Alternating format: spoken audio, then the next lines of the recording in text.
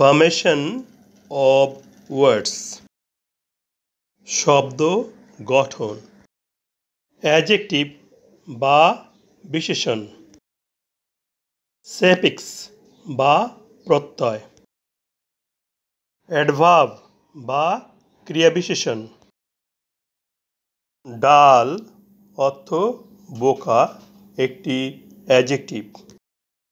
Adjective এর শেষে double L আছে। অ্যাডজেক্টিভ এর সাথে সাফিক্স এল ওয়াই যুক্ত করি।